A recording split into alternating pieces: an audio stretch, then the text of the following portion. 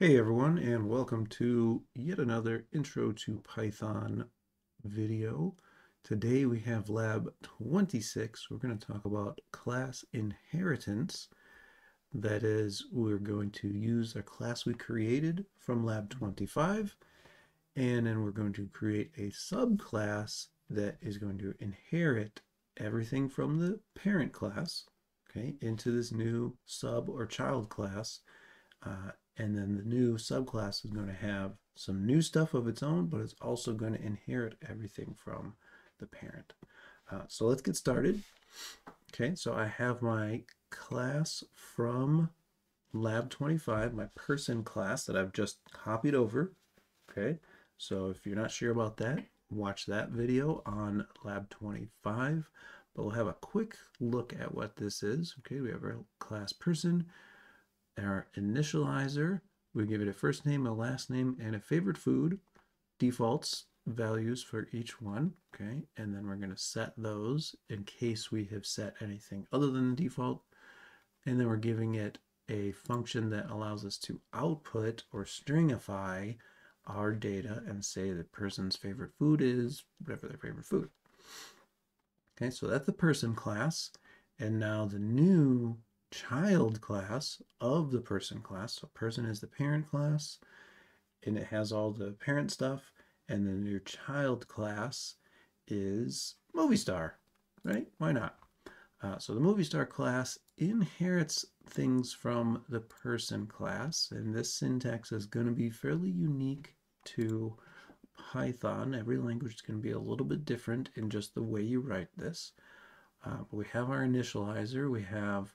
We're giving it a first name and a last name. The initializer is different in this child class. Instead of giving it a favorite food, we're going to give it a movie star rating. Because when you find a new movie star, maybe you don't know what their favorite food is, but you're always going to know what their rating is right away. And the default rating is 4. Not everybody is a superstar.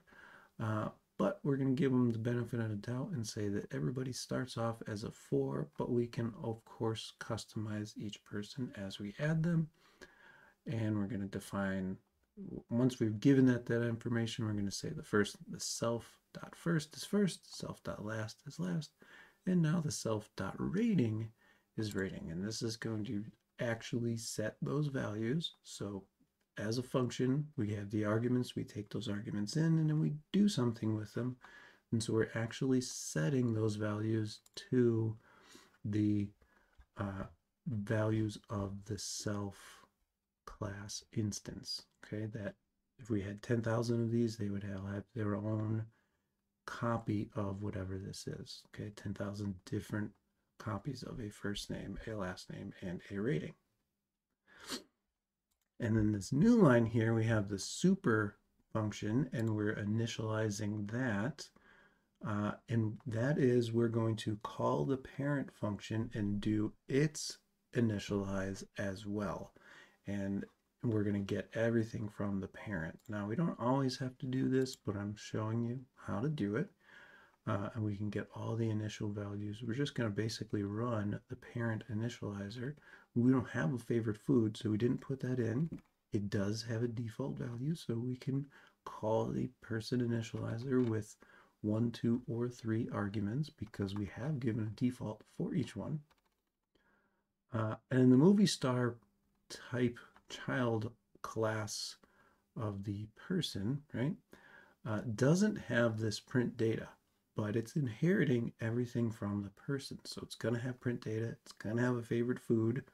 It's just going to be the default unless we set it somehow otherwise. And that's it. That's the movie star class. We could have multiple types of classes. Okay, if we had a much larger program, we had all of our object-oriented programming here, right? That's what we're doing. We might have a parent class of all the, let's say we're making an employee database, right? That's very commonplace of an example. And we have our person parent class where everybody has a first name and a last name and maybe a social security number and a phone number, things like that. But then there are subclasses of the person class. You might have a teacher class, you might have a manager class, you might have a salary worker class. You might have a accounting person class, okay? And they will inherit everything from the parent class. They're all going to have a first name and a last name and a social security number. But they're going to have other things. They're going to have maybe different permissions. They're going to have maybe other types of setting. Let's say if it's a manager type, you're going to have maybe a list of what department do they manage, what people do they manage. Maybe you have that.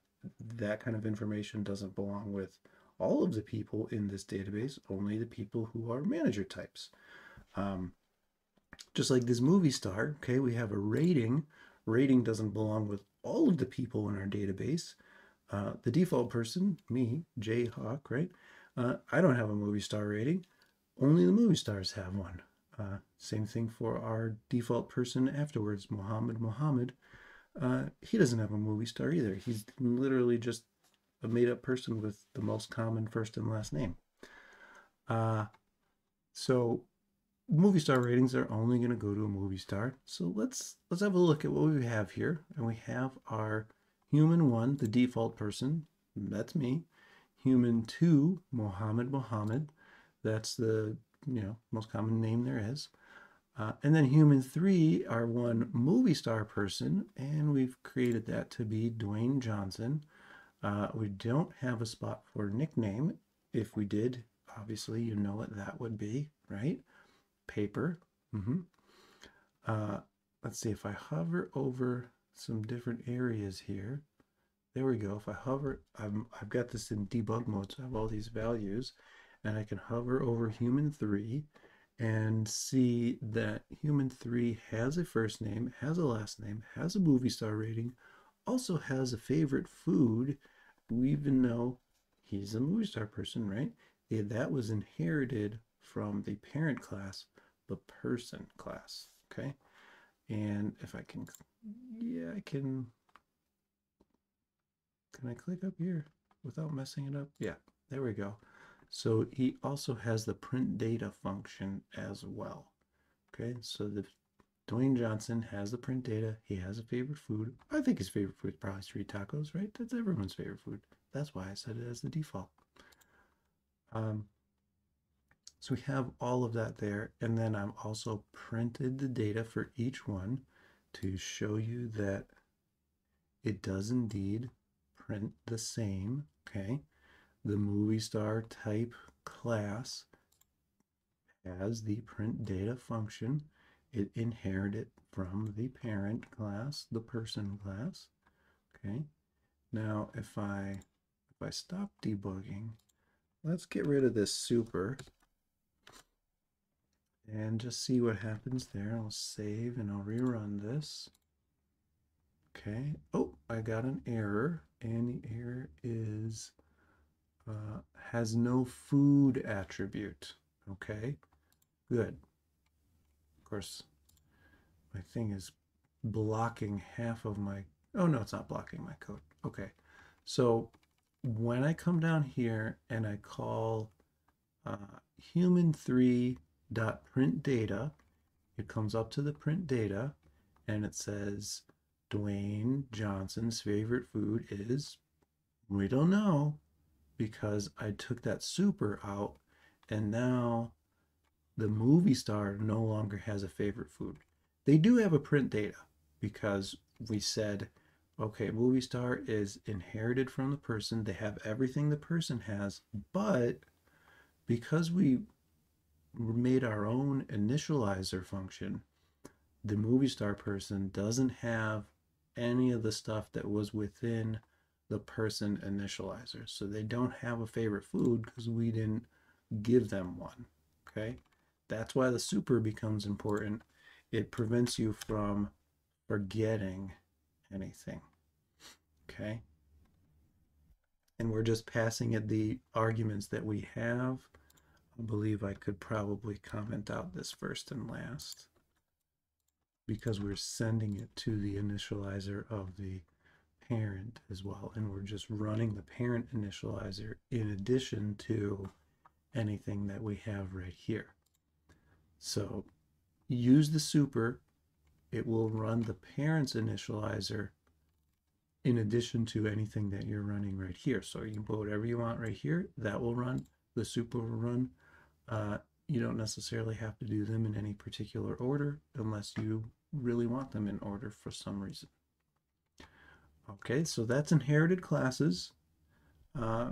Fairly basic, but yeah, I think you should get a good understanding of how they work based on using them here. So that's going to do it for this video. Again, thanks for watching, and I'll see you next time.